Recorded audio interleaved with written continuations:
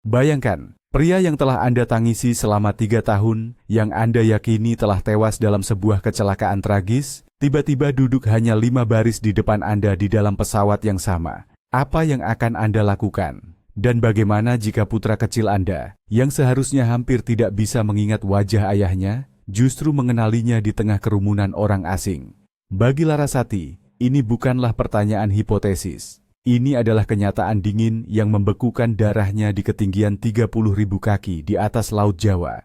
Kisah ini akan memaksa Anda untuk melihat orang yang Anda cintai dengan cara yang sama sekali berbeda. Ini tentang sebuah kebohongan yang lebih mengerikan dari kematian itu sendiri, dan tentang pengampunan yang mungkin tidak akan pernah bisa diberikan. Bersiaplah untuk perjalanan emosional yang akan menjungkir balikkan semua yang Anda pikir Anda ketahui tentang cinta dan kehilangan.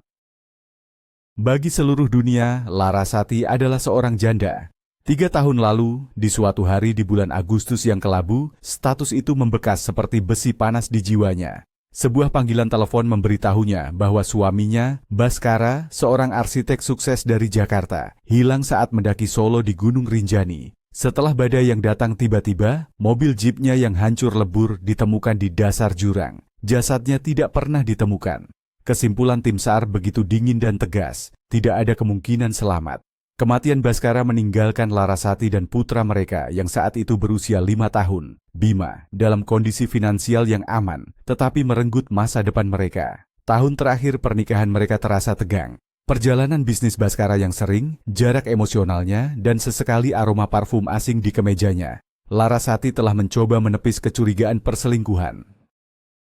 Setelah kematiannya, kenangan buruk itu memudar, hanya menyisakan rasa sakit yang tumpul. Ia memberitahu Bima bahwa ayah sedang melakukan perjalanan penelitian yang sangat panjang. Kini, setelah 3 tahun, Larasati untuk pertama kalinya merasa bisa bernapas lagi. Dia memesan penerbangan ke Bali untuk memberikan putranya lautan biru dan untuk dirinya sendiri sebuah harapan baru. Dia tidak tahu bahwa perjalanan ini akan menyeret masa lalu yang mati-matian coba ia kubur, kembali ke permukaan. Deru mesin. Pesawat Airbus A320 terdengar seperti lagu pengantar tidur yang monoton. Penerbangan dari Jakarta menuju Denpasar mulai menurun, mengubah dunia di luar jendela menjadi lukisan cair berwarna biru tua dan putih cemerlang. Larasati menatap keluar jendela kecil, memandangi Laut Jawa yang berkilauan di bawah hamparan awan. Dia merasakan beban berat selama 3 tahun terakhir perlahan mulai terangkat dari pundaknya.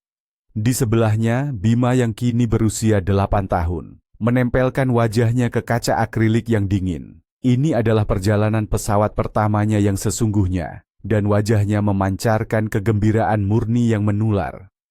"Bunda, lihat, kapalnya kecil sekali seperti semut," serunya antusias, berbalik menatap Larasati. Senyumnya seperti matahari terbit di dunia kecilnya. Larasati balas tersenyum, kehangatan yang nyaman menjalari dirinya. Kebahagiaan putranya adalah satu-satunya hal yang tersisa, satu-satunya jangkar dalam hidupnya. Namun pada saat itu, senyum di wajah Bima membeku. Pandangannya terpaku ke depan, pada satu titik beberapa baris di depan mereka di lorong tengah. Dahinya berkerut, dan matanya menunjukkan ekspresi konsentrasi dan kebingungan yang tidak sesuai dengan usianya. Dia menarik-narik lengan baju Larasati dengan lembut, suaranya nyaris tak terdengar. "Bunda, lihat. Itu ayah," bisik Bima. Suaranya begitu pelan hingga hampir tenggelam dalam kebisingan kabin. Jantung Larasati berhenti berdetak sesaat sebelum mulai berdebar kencang di tulang rusuknya, seperti burung liar yang terperangkap. Rasa dingin yang menusuk menjalari tubuhnya, sangat kontras dengan udara kabin yang hangat dan pengap. Dia memaksa dirinya untuk tetap tenang, menarik napas dalam-dalam agar tidak membuat Bima khawatir. Perlahan, nyaris enggan, dia mengikuti arah pandangan Bima yang kaku. Beberapa baris di depan mereka, seorang pria duduk membelakangi mereka. Dia memiliki bahu lebar dan rambut gelap yang dipotong pendek, lebih pendek dari yang Larasati ingat dari Baskara. Tapi cara dia duduk, cara dia sedikit mencondongkan tubuh ke arah wanita pirang di sebelahnya, memiliki keakraban yang menyakitkan. Napas Larasati tercekat. Dengan ketenangan yang dibuat-buat, yang terasa asing di tenggorokannya sendiri, dia berkata, "Sayang, kamu pasti salah lihat. Banyak orang di dunia ini yang mirip. Tahu? Tapi Bima menggelengkan kepalanya dengan tegas. Wajah kecilnya menunjukkan keyakinan yang tak tergoyahkan. Tidak, itu ayah. Bima tahu persis. Suara kekanak-kanakannya memiliki nada yang anehnya pasti, membuat Larasati merinding. Dia merasakan kepanikan mulai merayap naik. Keyakinan yang kokoh dalam suara anaknya itu membingungkan sekaligus sangat menakutkan. Larasati merasakan gelombang mual naik ke tenggorokannya. Pada saat itu, pria itu sedikit menoleh ke samping untuk berbicara dengan teman wanitanya, memberikan Larasati pemandangan yang jelas dari profilnya. Tulang pipi yang tinggi, garis rahang yang tegas, dan tahi lalat itu. Tahi lalat kecil berwarna gelap tepat di bawah tulang rahangnya, yang tak terhitung seringnya ia cium. Dalam sekejap, semua warna terkuras dari wajah Larasati. Itu tidak mungkin. Ini pasti halusinasi, sebuah lelucon kejam yang dimainkan oleh pikirannya yang stres setelah bertahun-tahun menekan duka. Baskara sudah mati. Dia telah mengatur upacara peringatannya. Dia telah menerima ucapan belasungkawa dari ratusan orang. Dia adalah seorang janda. Pria itu memalingkan kepalanya ke depan lagi, dan bayangan itu, jika memang itu bayangan, hancur. Larasati memejamkan matanya erat-erat, mencoba mengendalikan napasnya yang tidak teratur. Rasanya seolah-olah dia jatuh dari ketinggian 30.000 kaki. Aroma kopi yang baru diseduh yang disajikan pramugari tiba-tiba terasa tak tertahankan. Dia harus menenangkan diri demi Bima. Dia tidak boleh hancur di depan mata Bima, tidak karena hantu, karena wajah acak di keramaian yang mengguncang dunianya, yang telah susah payah ia tata. Kenyataannya, suaminya telah tiada, hilang di tebing-tebing dingin, dan tak kenal ampun di Gunung Rinjani. Dia berbisik kepada putranya, lebih untuk meyakinkan dirinya sendiri daripada Bima. Sayang ayah kan sedang dalam perjalanan penelitiannya yang panjang. Ingat, dia tidak mungkin ada di sini. Bima mengerucutkan bibirnya dan menatap keluar jendela lagi. Ekspresi wajahnya campuran antara terluka dan menantang. Dia tidak membantah lebih jauh, tapi Larasati tahu, dia sama sekali tidak berhasil meyakinkannya. Sisa penerbangan berlalu seperti dalam kabut bagi Larasati. Di kepalanya, adegan pria dengan tahi lalat itu terus berulang. Ketika pesawat akhirnya mendarat di Bandara Ngurah Rai dan para penumpang mulai meninggalkan kabin, dia melihatnya lagi. Pria itu sekarang mengenakan kacamata hitam gelap dan topi bisbol yang menutupi sebagian besar wajahnya. Sambil bergandengan tangan dengan teman wanitanya yang berpakaian modis, dia berjalan cepat menuju pintu keluar. Larasati sengaja menahan diri, membiarkan kerumunan yang berdesakan lewat. Dia takut terlalu dekat dengannya, takut akan konfirmasi dari klaim luar biasa Bima. Atau lebih buruk lagi, takut akan konfirmasi bahwa dia benar-benar kehilangan akal sehatnya. Di aula kedatangan, dia melihat pasangan itu masuk ke sebuah mobil van hitam yang sudah menunggu. Pria itu membukakan pintu untuk wanita itu dengan sopan, sebuah gestur yang akrab yang memberikan tusukan lain di hatinya. Dia memalingkan muka, menggenggam tangan kecil Bima lebih erat, dan berjalan ke antrean taksi, sementara jantungnya masih berdebar liar di rusuknya. Dia harus melupakan ini. Itu hanya kebetulan yang kejam, tidak lebih. Dia di sini untuk putranya, untuk liburan bersama pertama mereka yang sesungguhnya. Dia tidak akan membiarkan hantu merusak segalanya. Dia masuk ke taksi, menyebutkan nama sebuah hotel di Nusa Dua kepada sopir, dan mencoba fokus pada matahari yang menyilaukan dan aroma bunga Kamboja yang terbawa angin melalui jendela yang terbuka. Tapi bayangan profilnya, tahi lalat itu, sudah terpatri di retinanya seperti cap besi panas. Itu adalah peringatan bisu bahwa perjalanan ini tidak akan membawa penyembuhan yang diharapkannya. Mungkin ini adalah awal dari sebuah mimpi buruk. Hotel Bintang 5 di Nusa Dua menyambut mereka dengan hembusan udara sejuk dari pendingin ruangan dan aroma lembut bunga Kamboja serta garam laut dari taman. Kamar mereka, dengan balkon besar yang menghadap ke perairan berwarna zamrud, seharusnya menjadi surga. Sebaliknya, Larasati merasakan sesak yang mencekik. Dia membongkar koper secara mekanis, sementara Bima, yang sudah berganti celana renang, melompat-lompat dengan gembira di sekelilingnya. "Bunda, kita bisa ke pantai sekarang. Tolong," rengeknya dengan mata berbinar, mencerminkan kegembiraan seorang anak yang penuh harap. Larasati memaksakan senyum dan menyingkirkan pikiran-pikiran kelam. Itu adalah sebuah kebetulan. Sebuah kebetulan yang mengejutkan dan luar biasa, tapi tidak lebih dari itu. Dia di sini untuk putranya. Dia tidak boleh membiarkan hantu dari masa lalu merusak liburan pertama mereka. Dia akan mengoleskan tabir surya, mengenakan baju renangnya, dan tersenyum. Dia akan berpura-pura semuanya baik-baik saja, sampai mungkin, semoga, itu menjadi kenyataan. 2 hari berikutnya ternyata berjalan tenang. Air laut yang hangat, pekikan burung camar, dan rasa manis jaje Bali lokal bekerja seperti obat penenang bagi sarafnya yang tegang. Larasati hampir meyakinkan dirinya sendiri. Dia benar-benar mulai rileks. Perasaan menjadi janda, orang yang selamanya berduka, perlahan tergantikan oleh identitas seorang ibu yang sedang berlibur, mungkin untuk pertama kalinya dalam bertahun-tahun. Gambaran pria dari pesawat itu sekarang terasa lebih seperti produk dari ketegangan mentalnya sendiri, sebuah fatamorgana yang lahir dari kelelahan emosional. Malam itu, setelah menidurkan Bima, dia melangkah ke balkon dengan segelas koktail dingin di tangan. Udara dipenuhi aroma bunga melati yang mekar di malam hari di taman hotel, dan bau asin dari angin laut. Bulan purnama menarik jejak perak di atas air yang gelap. Dia memejamkan mata, menarik napas dalam-dalam, dan merasakan secercah kedamaian yang sudah lama tidak ia kenal. Tiba-tiba, suara-suara terdengar dari balkon tepat di bawahnya. Suara kesal seorang pria dan suara tinggi, nyaris melengking, dari seorang wanita. "Vania, bisa tidak kamu berhenti bicara soal uang terus? Aku membawamu ke sini untuk bersantai." Suara itu dalam dan lelah, tapi nadanya, warna suaranya yang unik. Itu sangat akrab. Larasati membeku, gelasnya melayang di udara, isinya sedikit bergetar. Wanita itu, Vania, terus mengeluh. "Santai? Baskara, kamu sebut ini santai? Memangnya ada apa di pulau terpencil ini? Semua temanku ada di Seminyak, dan aku terjebak di sini." Jantung Larasati serasa jatuh ke perutnya. Baskara. Cara wanita itu menyebut nama itu, dan suara itu. Meskipun sekarang terdengar lebih serak, usang oleh sesuatu yang tidak bisa ia bayangkan, dia akan mengenalinya di antara ribuan suara. Perlahan, tanpa suara, dia merayap ke pagar balkon, dan dengan hati-hati mencondongkan tubuh untuk melihat ke bawah. Dan di sanalah dia. Pria dari pesawat itu. Dia berdiri di balkon di bawahnya, tanpa topi, tanpa kacamata hitam. Itu adalah suaminya, Baskara. Hidup.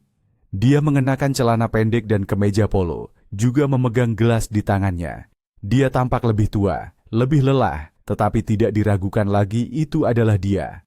Kebenaran menghantamnya seperti gelombang raksasa, merampas napasnya. Gelas itu terlepas dari tangannya dan pecah dengan suara denting pelan di ubin, tetapi dia hampir tidak menyadarinya. Dunianya baru saja hancur berkeping-keping. Suara Baskara terus terdengar, dengan nada dingin dan keras yang sangat Larasati kenal. "Aku sudah melakukan semua yang aku bisa untukmu, tapi kamu tidak pernah puas. Memangnya apa yang tersisa darimu kalau wajah cantik itu hilang? Hah?" Kalimat itu adalah ciri khasnya, sesuatu yang selalu dia katakan saat mereka bertengkar. "Memangnya apa yang tersisa darimu nanti?" Kata-kata itu menusuk Larasati seperti belati. Dunianya hancur di depan matanya. Dia tidak bisa bernapas. Dia terhuyung mundur dari pagar, jatuh berlutut dan menekan tangan ke mulutnya untuk menahan jeritan yang ingin keluar dari tenggorokannya. Ini bukan halusinasi. Ini nyata. Baskara masih hidup. Selama dia berduka untuknya selama 3 tahun, selama dia belajar kembali untuk hidup, selama dia menceritakan kisah-kisah tentang ayahnya yang pemberani kepada putranya, dia ternyata masih hidup. Dan dia ada di bawah sana, dengan wanita lain. Duka, pengkhianatan, dan amarah yang membara menyatu menjadi simpul yang erat dan mencekik di dadanya.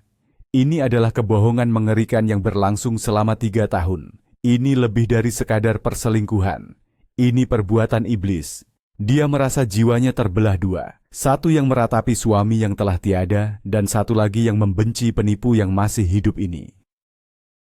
Setelah kejutan pertama, muncul kemarahan yang tajam dan sedingin es. Larasati berdiri dengan kaki gemetar. Dia harus benar-benar yakin. Dia harus melihat wajahnya dari dekat, menatap matanya. Tanpa membangunkan Bima yang sedang tidur, dia mengenakan kardigan tipis, meninggalkan kamar, dan menuruni tangga alih-alih lift. Dia berhenti satu lantai di bawah, jantungnya berdebar seperti palu godam. Pintu kamar tepat di bawah kamarnya sedikit terbuka. Dia bisa mendengar akhir dari pertengkaran mereka. Wanita itu berteriak, "Kamu akan menyesal, Baskara. Aku akan meninggalkanmu." Lalu jawaban lelahnya, "Bagus, selamat tinggal." Pintu dibanting terbuka, dan wanita muda pirang bernama Vania itu menyerbu keluar. Dia berlari melewati Larasati, yang menekan dirinya ke dalam bayang-bayang tangga, dan menghilang di koridor utama tanpa menyadarinya. Larasati menahan napas. Sesaat kemudian Baskara muncul di pintu. Dia memijat pelipisnya, menarik napas dalam-dalam, lalu berjalan menuju lift. Secara naluriah, Larasati menarik diri lebih dalam ke dalam bayang-bayang. Seharusnya dia berteriak, menyerbunya, menuntut penjelasan. Tapi kata-kata itu tersangkut di tenggorokannya, tercekik oleh pusaran keterkejutan dan amarah yang meluap-luap. Dia hanya bisa melihat suaminya yang mati itu dengan tenang menunggu lift. Saat pintu lift tertutup, kelumpuhannya seolah sirna. Larasati bergegas menuruni tangga, melompati dua anak tangga sekaligus. Dia harus tahu kemana pria itu pergi. Dia tiba di lobi tepat pada waktunya untuk melihat Baskara masuk ke bar hotel yang remang-remang. Didorong oleh dorongan yang tidak dia mengerti, dia mengikutinya. Dia memakai kacamata hitam yang selalu ada di tasnya dan mengacak-acak rambutnya. Upaya sia-sia untuk mengubah penampilannya. Dia menyelinap masuk ke bar yang gelap dan melihatnya duduk di sebuah meja di sudut, memesan segelas whisky. Larasati memilih tempat duduk beberapa meter darinya, membelakanginya, dan memesan air mineral. Melalui dinding cermin di belakang deretan botol di bar, dia mengamati bayangannya. Dia tampak kelelahan. Pesona yang terawat dan percaya diri yang pernah Larasati kagumi telah hilang.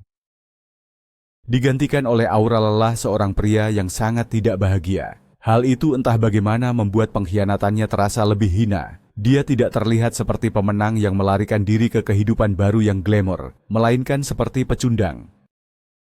"Selamat malam," katanya tiba-tiba ke arah Larasati. Larasati terlonjak. "Katakan padaku, kenapa kalian para wanita begitu rumit?"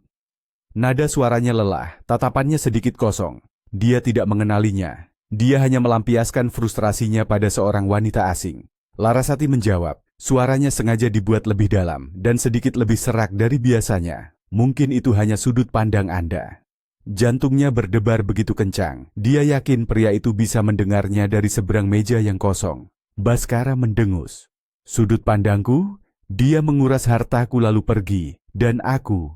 Dia berhenti, membuat gerakan tangan yang meremehkan. Rasa sakit Larasati sendiri membuat kata-kata tajam itu keluar dari mulutnya.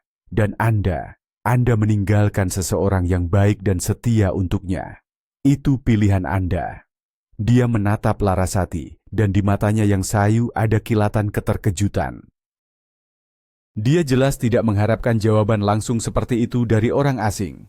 Dia tidak mungkin tahu betapa beratnya bobot pernyataan itu datang dari orang yang baik dan setia, yang telah dia tinggalkan. Sebuah ironi yang hanya bisa Larasati pahami. Baskara mengamatinya, dan dalam tatapannya yang bingung ada sedikit keterkejutan. "Anda tajam juga. Bisa menebak saya. Tapi dari mana seorang wanita seperti Anda mendapatkan sinisme sebanyak itu?" Larasati tertawa, tawa pahit tanpa suara. Sinisme. Dia tidak tahu apa-apa. Larasati berdiri dan berkata dengan dingin, "Pengalaman hidup." Dia harus pergi sebelum pria itu mengenali suaranya, sebelum dia melihat terlalu dekat. Dia meninggalkan beberapa lembar uang di atas meja dan berjalan cepat ke pintu keluar, merasakan tatapan bingung dan terkejut pria itu di punggungnya. Kembali ke kamar, dia menjatuhkan diri ke tempat tidur. Bima tidur nyenyak, untungnya tidak menyadari badai yang berkecamuk di dalam diri ibunya. Tidak ada keraguan lagi. Itu memang dia. Hidup, bernapas, dan jelas-jelas sangat tidak bahagia. Tapi ketidakbahagiaannya tidak menimbulkan sedikit pun rasa kasihan dalam dirinya. Hanya kemarahan yang dingin dan keras. Bagaimana dia bisa melakukan ini? Memalsukan kematiannya sendiri, membiarkan dia dan putranya berduka selama 3 tahun. Dan untuk apa? Untuk gadis manja itu? Semuanya tampak begitu sia-sia dan tidak masuk akal. Apakah Larasati pernah benar-benar mengenalnya? 1000 pertanyaan berputar-putar di kepalanya. Siapa lagi yang tahu tentang ini? Rekan bisnisnya Pak Suryo, pria yang memberitahunya kabar buruk dengan penampilan duka yang begitu meyakinkan. Apakah dia juga terlibat? Seluruh hidupnya selama 3 tahun terakhir adalah sebuah lelucon, sebuah sandiwara kejam yang didasarkan pada kebohongan yang tak termaafkan. Dia melihat dirinya di pantulan gelap pintu balkon. Siapakah dia sekarang? Bukan janda, bahkan bukan seorang istri. Hanya seorang wanita bodoh yang telah ditipu dengan cara yang paling kejam. Apa yang harus dia lakukan dengan kebenaran yang mengerikan ini? Mengungkap semuanya? Membuat skandal? Atau pergi begitu saja, berpura-pura tidak terjadi apa-apa, dan mencoba melupakan mimpi buruk ini? Pilihan terakhir tampak paling aman, tetapi pikiran untuk membiarkannya lolos begitu saja membuatnya mual secara fisik. Dia bukan lagi wanita yang ditinggalkannya. Rasa sakit telah membentuknya kembali, membuatnya lebih kuat, dan wanita baru ini butuh jawaban. Dia tidak akan lari lagi, dia akan menghadapi badai ini. Keesokan paginya, Larasati bangun dengan sakit kepala berdenyut, tetapi juga dengan tekad yang anehnya jernih dan kuat di hatinya. Dia tidak akan lari. Dia berhak mendapatkan jawaban. Dia mengenakan gaun musim panas yang elegan dan melilitkan syal sutra di lehernya, menutupi sebagian wajahnya. Ini bukan lagi penyamaran karena takut, tetapi cara untuk memegang kendali. Kapan dan bagaimana konfrontasi akan terjadi, dialah yang akan memutuskan. Saat dia turun untuk sarapan bersama Bima, dia melihat wanita itu, Fania, di lobi. Dia sedang menunggu seseorang dengan tidak sabar, mengetuk-ngetukkan kuku jarinya yang dicat mencolok ke ponselnya. Tak lama kemudian Baskara keluar dari lift. Dia terlihat lebih buruk dari hari sebelumnya, pucat dan kuyu. Fania segera memulai rentetan keluhan. Mereka berjalan melewati Larasati tanpa meliriknya sedikit pun. Rupanya wanita muda itu telah kembali. Mereka sedang menuju ke pantai pribadi resor.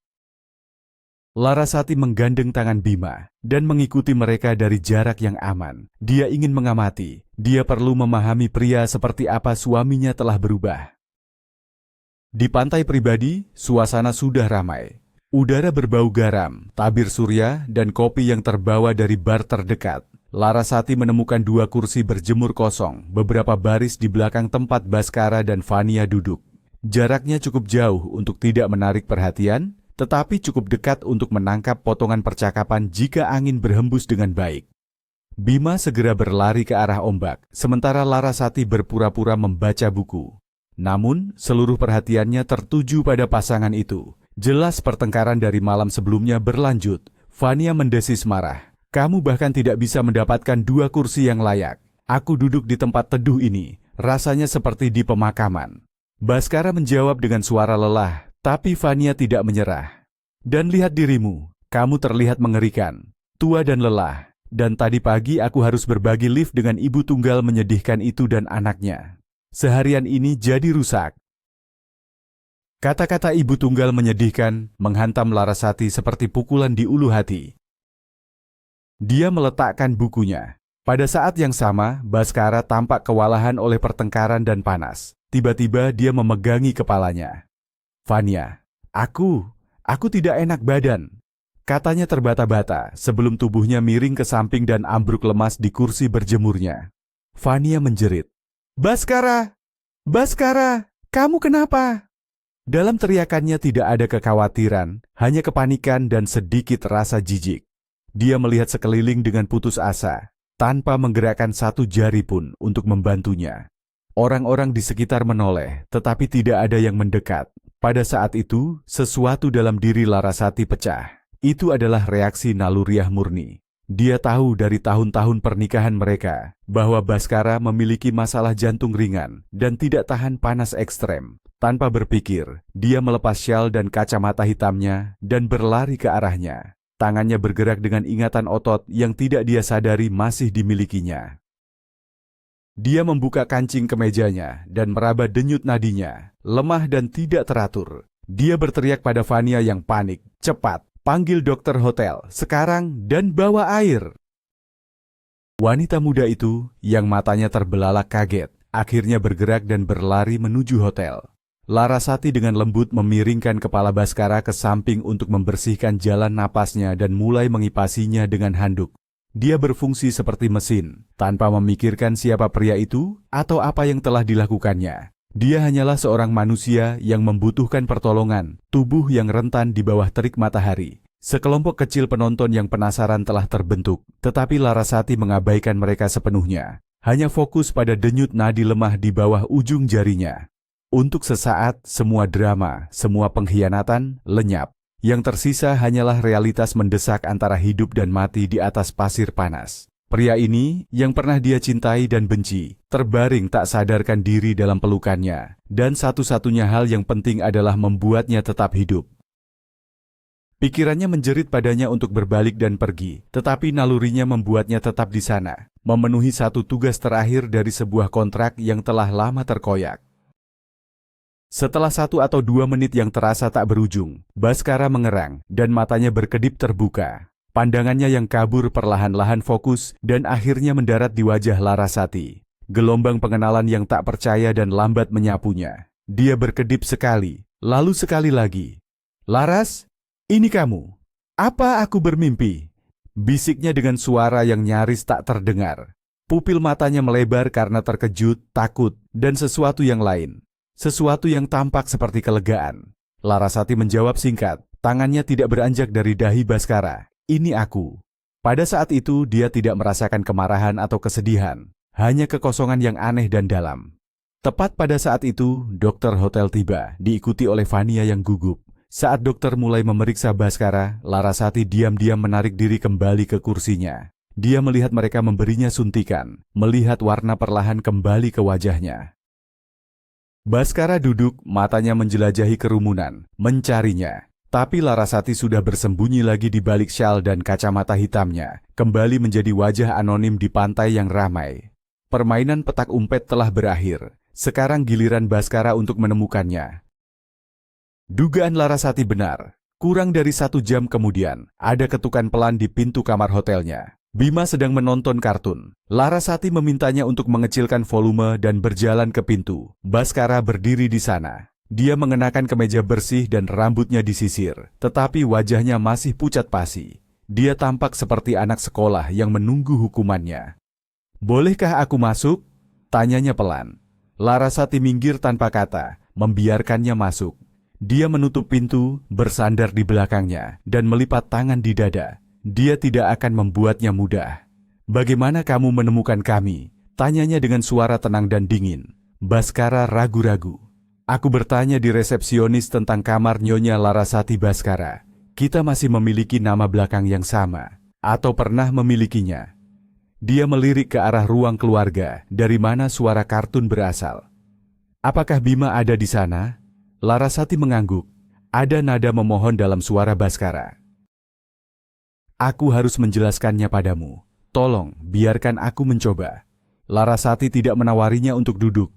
Sebaliknya, dia melontarkan 2 kata dingin. "Kalau begitu, bicara." Dia akan membiarkannya berdiri, membiarkannya merasakan beban dari penilaian diamnya. Dia mulai menceritakan kisahnya. Sebuah cerita yang begitu klise sehingga bisa berasal dari sinetron murahan. Sebuah proyek properti yang gagal, utang besar kepada mitra bisnis yang berbahaya. Dia berbicara tentang ancaman, pertama terhadapnya, lalu diisyaratkan akan ditujukan kepada Larasati dan Bima. "Aku tidak punya pilihan lain, Laras," katanya menatap karpet. "Mereka akan menggunakanmu dan Bima untuk menekanku. Kita tidak bisa menghilang begitu saja. Mereka sudah mengincarku. Jadi, Pak Suryo dan aku menyusun rencana ini." Penyebutan nama mitranya seperti tusukan pengkhianatan baru. Pak Suryo, teman mereka, pria yang memegang tangannya di upacara pemakaman dan memberinya penghiburan. Larasati tertawa, suara singkat dan pahit. "Sebuah rencana? Memalsukan kematianmu sendiri dan membiarkan istri dan anakmu melewati neraka? Itu rencana yang brilian, Baskara. Benar-benar jenius." Dia menatapnya, mencoba menilai apakah dia berbohong. Dia tidak yakin mana yang lebih buruk. Jika dia berbohong, dia adalah monster yang menyedihkan. Jika dia mengatakan yang sebenarnya, dia adalah seorang pengecut. Dia melanjutkan dengan suara pelan, "Pak Suryo berjanji akan menjagamu. Dia akan memastikan kamu mendapatkan uang asuransi, saham perusahaan. Larasati memotongnya, suaranya setajam es. Oh, dia menjaga dengan sangat baik. Simpatinya yang dalam saat memberitahuku tentang kematianmu adalah penampilan sekelas pemenang Piala Oscar. Apa kamu benar-benar berpikir uang bisa menggantikan arti seorang ayah bagi putranya? Atau seorang suami bagiku? Apa kamu punya gambaran sedikit pun tentang apa yang telah kamu lakukan pada kami? Air mata yang telah lama ditahannya membakar tenggorokannya, tapi dia memaksanya kembali. Dia tidak akan menangis di depannya, itu akan menjadi tanda kelemahan. Dia bergumam, aku tahu aku monster, aku memikirkannya setiap hari selama 3 tahun terakhir. Aku tidak berharap kamu mengerti atau memaafkanku. Aku hanya ingin, kamu tahu alasannya. Dia akhirnya mengangkat pandangannya, dan di matanya Larasati melihat keputusasaan yang begitu dalam, hingga dia hampir merasakan secercah kasihan. Tapi perasaan itu datang dan pergi dengan cepat. Rasa sakit ini adalah takdir yang diciptakannya sendiri. Larasati bertanya dengan suara penuh sarkasme, dan Vania, apakah dia juga bagian dari program perlindungan saksimu? Komponen penting dari penyamaran? Wajah Baskara menjadi lebih pucat, jika itu mungkin. Tidak. Dia datang kemudian. Aku sendirian, berpindah dari kota ke kota dengan nama palsu. Aku mengubah nama belakangku menjadi Bauer. Itu adalah neraka. Aku hanya tidak ingin sendirian. Larasati merendahkan suaranya agar Bima tidak bisa mendengar dan mendesis. Kamu tidak ingin sendirian, tapi aku sendirian. Dengan seorang anak yang setiap malam bertanya, kapan ayah akan kembali dari perjalanan penelitiannya. Kamu menukar keluargamu, seluruh hidupmu, untuk pelarian dengan hiburan murahan. Dia melangkah maju ke arahnya, dan Baskara secara naluriah mundur. Aku tidak meminta pengampunan, Laras. Aku tidak pantas mendapatkannya. Tapi aku mohon, biarkan aku melihat Bima. Sekali saja.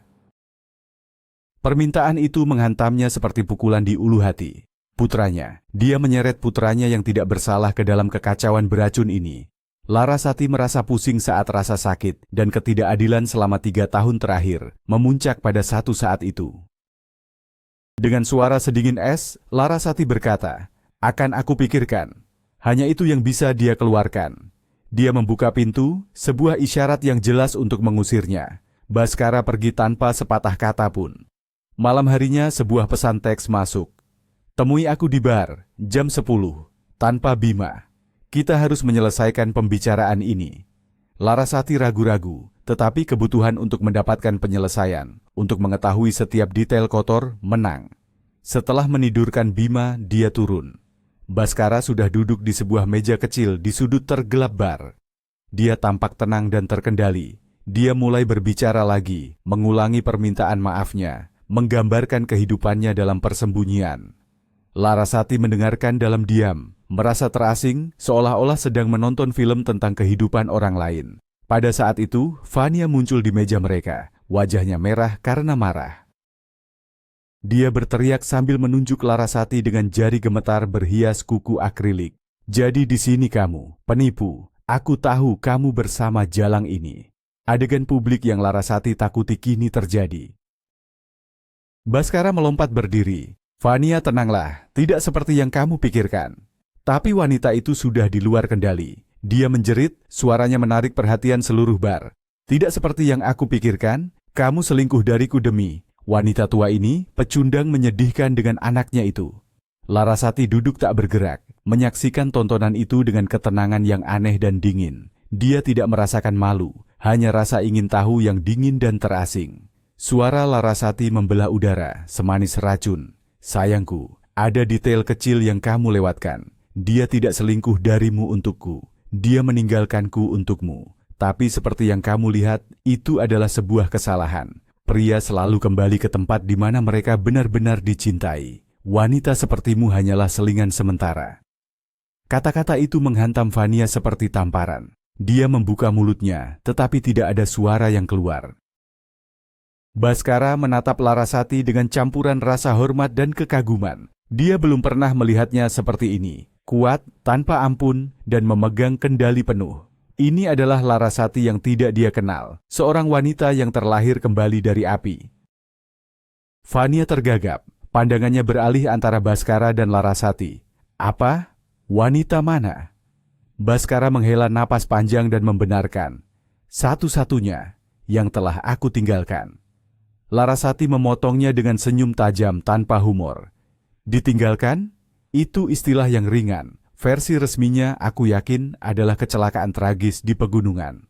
Mata Fania terbelalak kaget saat potongan-potongan teka-teki itu menyatu di kepalanya. Jadi anak itu? Putramu? Kamu membohongiku. Kamu membohongiku tentang segalanya.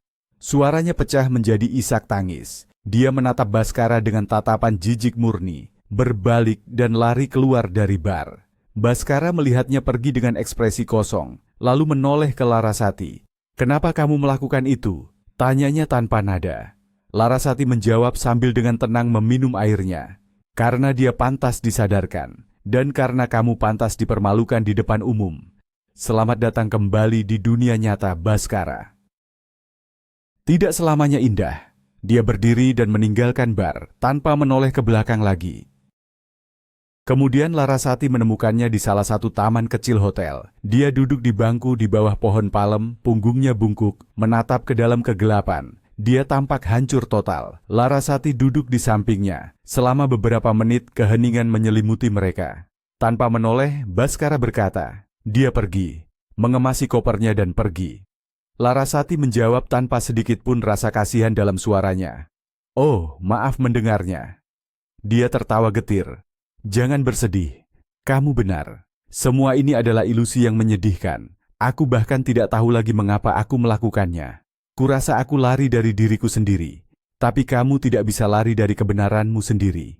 Dia akhirnya menoleh padanya. Dan dalam cahaya taman yang redup, Larasati melihat air mata berkilauan di matanya. Kamu telah banyak berubah, Laras. Kamu menjadi begitu kuat. Aku hampir tidak mengenalimu.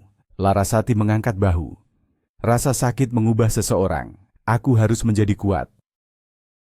Tidak seperti sebagian orang, aku tidak punya pilihan lain. Kata-katanya adalah pukulan lain. Tetapi kali ini Baskara tidak bergeming. Dia berkata dengan suara pelan. Semua arogansi sebelumnya telah hilang. Hanya menyisakan keputusasaan yang telanjang. Laras, aku tahu aku tidak punya hak untuk meminta apapun darimu. Tapi Bima, dia berhak tahu yang sebenarnya. Aku ingin bertemu dengannya, berbicara dengannya. Ketika dia lebih besar, aku akan menjelaskan semuanya. Tapi sekarang, tolong. Larasati terdiam lama, memandangi siluet gelap pohon-pohon palem yang menonjol di langit malam. Ini adalah keputusan tersulit dalam hidupnya. Membiarkan pria ini kembali ke dunia putranya, berarti mengundang kekacauan, rasa sakit, dan kemungkinan kekecewaan lebih lanjut. Namun, menolak hak Bima untuk bertemu ayahnya, sementara ayahnya masih hidup dan hanya beberapa meter jauhnya, terasa seperti bentuk pengkhianatan lain. Akhirnya dia berbicara. Baiklah, besok, jam 11, di kafe dekat kolam renang. Tapi ada syaratnya. Baginya, kamu hanyalah petualang yang kembali dari perjalanan panjang. Tidak ada sepatah kata pun tentang kebenaran. Dan jika ada tanda sedikit pun dia merasa tidak nyaman, pertemuan itu segera berakhir. Kata-katanya jelas dan tegas, tidak bisa ditawar. Itulah batasnya, batas yang baru saja dia tetapkan. Pertemuan itu berjalan dengan sangat baik. Larasati telah mempersiapkan Bima dengan hati-hati, dan wajahnya berseri-seri karena bahagia saat melihat ayahnya. Dia menatapnya dengan pemujaan murni, memberondongnya dengan pertanyaan tentang petualangan dan ekspedisinya. Baskara memainkan perannya dengan sempurna. Dia menceritakan kisah-kisah hebat tentang gunung-gunung bersalju dan gurun pasir, dan di wajahnya ada kegembiraan tulus yang sudah bertahun-tahun tidak Larasati lihat. Larasati mengamati keduanya dari meja terdekat, hatinya menjadi simpul perasaan yang saling bertentangan. Dia melihat dengan sangat jelas betapa Bima merindukan sosok seorang ayah. Dan dia melihat tatapan di mata Baskara saat dia memandang putranya, campuran cinta dan penyesalan yang keasliannya tidak dapat disangkal. Suatu saat, Baskara menatap Larasati dari atas kepala Bima. Tatapannya adalah pertanyaan bisu yang putus asa. Pertanyaan tentang masa depan mereka bersama. Larasati dengan cepat memalingkan muka. Dia tidak punya jawaban. Semuanya terlalu rumit, terlalu menyakitkan. Luka bisa sembuh, tapi bekas lukanya akan tetap ada selamanya. Mereka menghabiskan sisa sore itu bersama. Mereka berjalan-jalan di kota kecil, makan es krim kelapa, dan membangun istana pasir di pantai. Dari kejauhan, mereka tampak seperti keluarga yang sempurna dan bahagia yang sedang berlibur. Saat mereka berpisah di lift pada malam hari, Bima mengajukan pertanyaan yang telah menggantung di udara sepanjang hari. "Ayah, apa sekarang ayah tinggal bersama kita lagi?" Pertanyaan itu mendarat seperti batu berat di lobi yang sunyi. Baskara menatap Larasati, wajahnya topeng panik dan harapan. Larasati dengan lembut turun tangan. "Sayang, ayah baru saja kembali dan harus mengurus banyak hal. Dia harus mencari pekerjaan baru dan apartemen. Tapi kita akan sering bertemu. Benar kan ayah?" Baskara mengangguk tegas, berjongkok agar sejajar dengan Bima. "Tentu saja. Ayah janji, ayah tidak akan pernah menghilang lagi, tidak akan pernah pergi selama itu lagi." Dia memeluk Bima dengan erat, dan Larasati merasakan tenggorokannya tercekat. Hari ini adalah hari paling bahagia sekaligus paling memilukan dalam 3 tahun terakhir. Malam itu, lama setelah Bima tertidur, ponsel Larasati berdering. Itu Baskara. "Aku tidak bisa tidur," katanya pelan. "Aku hanya memikirkan hari ini." Dan pertanyaan Bima, "Mungkin dia benar, Laras. Mungkin kita harus mencoba lagi. Aku tahu aku telah menghancurkan segalanya, tapi aku telah berubah. Kehidupan dalam pelarian ini, semua omong kosong dengan Vania. Itu hanya mengajariku satu hal, apa yang telah hilang dariku. Aku kehilanganmu, dan aku akan melakukan apa saja untuk mendapatkanmu kembali." Itu adalah kata-kata yang telah Larasati bayangkan berkali-kali selama 3 tahun yang sepi. Tapi sekarang, saat mendengarnya, kata-kata itu tidak membawa kegembiraan, hanya perasaan sesak yang dalam. Dia telah bekerja sangat keras untuk membangun kembali hidupnya tanpanya, membangun benteng yang aman untuk dirinya dan Bima. Dan sekarang Baskara memintanya untuk merobohkan tembok itu dan membiarkannya masuk kembali. Dia terdiam, dan dalam keheningan antara kesunyiannya dan penantiannya, seluruh masa depan mereka bergantung. Dia harus membuat pilihan, pilihan yang akan menentukan nasib mereka semua. Akhirnya Larasati berbicara, dan kata itu seolah membawa beban dunia, tidak Baskara. Di seberang sana, keheningan total. Dia melanjutkan dengan suara bergetar, "Aku tidak bisa, setidaknya tidak sekarang. Apa yang telah kamu lakukan, itu tidak bisa dihapus begitu saja. Aku memaafkanmu, demi Bima dan juga demi diriku sendiri, agar aku bisa melepaskan amarah ini. Tapi memaafkan bukan berarti melupakan. Kepercayaan yang telah kamu hancurkan tidak akan tumbuh kembali dalam semalam. Kamu bisa menjadi ayah Bima. Aku tidak akan pernah mengambil itu darimu. Tapi kita, sebagai pasangan, aku belum siap mempertaruhkan hatiku lagi. Tidak sekarang." Dia mengira Baskara akan berdebat, memohon, tetapi pria itu hanya menghela napas panjang tanpa suara. "Aku mengerti. Sungguh. Terima kasih atas kejujuranmu, dan terima kasih untuk putra kita." Jauh di lubuk hatinya, Larasati tahu bahwa dia telah membuat keputusan yang tepat. Satu-satunya keputusan yang mungkin. Mungkin masa depan akan berubah, tetapi masa depan itu harus dia bangun sendiri, selangkah demi selangkah, bukan dengan kembali ke masa lalu yang hancur. Di pantai yang cerah di Bali itu, Larasati mengubur masa lalunya untuk kedua kalinya. Tapi kali ini, dia juga mengubur kelemahannya. Kembalinya suaminya yang mati secara mengejutkan tidak menghancurkannya, melainkan memperkuatnya. Dia tidak serta-merta jatuh kembali ke pelukannya, tetapi dia juga tidak menutup pintu selamanya dan merampas ayah dari putranya. Dia memilih jalan ketiga, jalan kebijaksanaan dan cinta diri. Dia memberinya kesempatan untuk menjadi seorang ayah, tetapi tetap memegang hak untuk memutuskan apakah pria itu akan pernah layak menjadi suaminya lagi.